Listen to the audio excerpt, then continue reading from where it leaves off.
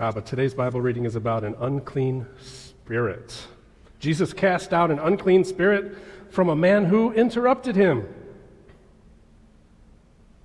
The unclean spirit places in the Bible, they make me uncomfortable. In the time of Jesus, folks with mental health problems were thought to be possessed by unclean spirits. And that idea has carried through in religious circles long after medicine has identified mental health problems and has found ways in many instances to treat them. The pray away the demon theology is harmful to folks who suffer from mental health conditions. And I believe that God is capable of healing any illness, and that God has given us the ability to continually find more effective treatments to disease. Merely praying away the demon ignores God's presence in medicine as well as in prayer. So I struggle with the casting out demon parts of the Bible because I wonder how things might have been different if mental health conditions were treated as health conditions. I wonder if Jesus didn't get that mental health problems are something that can be treated, just like other health problems can be treated. But then I also wonder, Jesus healed people who couldn't see and who couldn't walk, and he woke up people who had died. He didn't make a huge deal about it as he did it. There was no parade, no giant sideshow for people to be distracted by. In this case, Jesus cast out an unclean spirit without any fancy rituals. And when the man was healed, the folks got that Jesus was something way outside of what they'd ever experienced. He was the real deal, while others were just pretenders. He cured the man with a mental health problem, a health problem of the affliction that the people would have understood him to have, an unclean spirit. He announced that this man was no longer afflicted and was again restored to the community. I think that Jesus got that what affects the brain affects the whole body, and what affects the whole body affects the brain. It's all connected. So Jesus' way is one of restoration, not disdain. Think to yourself, have you ever treated someone with a mental health problem or any disability as an outcast who just needed to snap out of it? Jesus' way of restoration also has everything to do with justice for those who are outcasts. So some questions. Not ones to answer out loud, just to think about. What are you doing individually, and how are we involved as a community to bring restoration and justice to those who are outcast? How has it been working? Jesus' witness, Jesus' actions, Jesus' life calls us not to be the place where everyone behaves well and where we learn how to stay out of trouble and live a successful life. What Jesus calls us to think, to do, to be, is a community that reaches out, however that works, in restoration.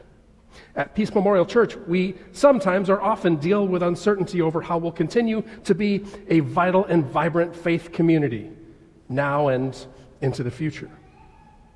Our experience from the pandemic has drastically changed how we exist as a church.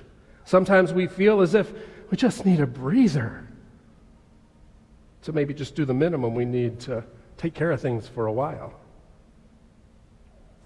And yet taking care of the minimum necessary to get by isn't what Jesus' witness, Jesus' actions, Jesus' life calls us to. What does Jesus' witness, Jesus' life, Jesus' actions call us to? Restoration, inclusion, attention, action. That's what Jesus calls us to. And now is always the time to be a caring community that lives restoration, inclusion, attention to one another, and action. How? I don't have all the answers, but I'm up here talking, so I might as well share what I'm thinking, right? We start with an invitation. Invite the folks that aren't supposed to be included, in quotes, to be part of our services. Whether they're here in person or they're watching the services online later in the week.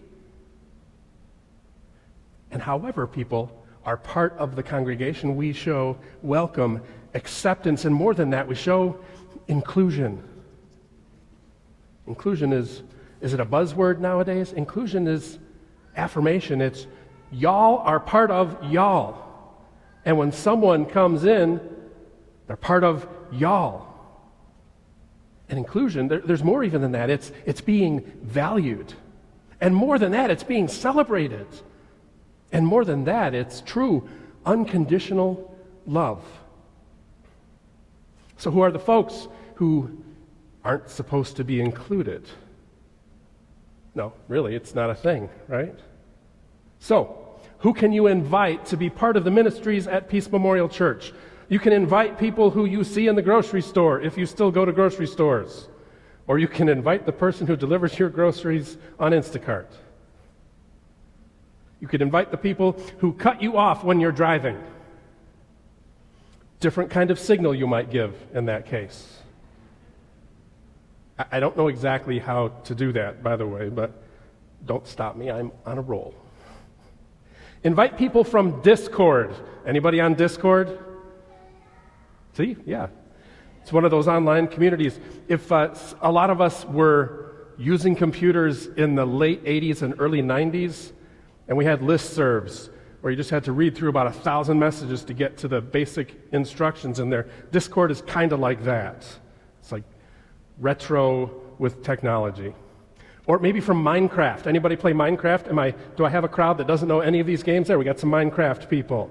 Invite people from Minecraft. From Snapchat. I'm not going to say who it is, but I got an invitation to be friends with somebody who was a grown-up on Snapchat this week from Peace Memorial Church. We have people at Peace Memorial Church who are on Snapchat. Raise your hand if you know what Snapchat is. Raise your hand if you don't. Yeah. All right, invite people from TikTok, from Instagram. Okay, now we're getting into Instagram, right? More Facebook. Facebook is like the internet for old people now, right? All right, from Threads, from that thing that used to be called Twitter, if you're still on that. I'm not, but invite people you see there. Invite people you see at the liquor store. Usually religious people don't recognize themselves in a liquor store or anybody else. Invite people you see at a liquor store. Invite people at the gas station. When I was a pastor in Salmonaught, it was unincorporated, just maybe 3 blocks from the church, and there was an establishment that had people who danced.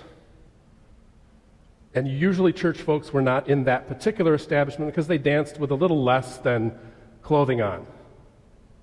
And I joked, I never had the chutzpah to go in there, but I was like, you know what? I should go in there and I should invite all of the dancers to come to church if they wanted to. Could we do that? The people who aren't supposed to be part of it.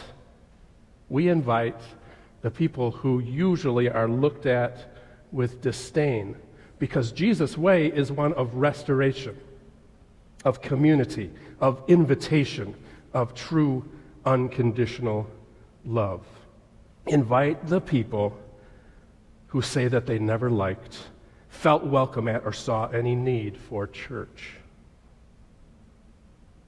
And then may all who are part of these services or anything connected to Peace Memorial Church experience something different, something wonderful, something challenging, something life-giving, restorative, right? That's the word.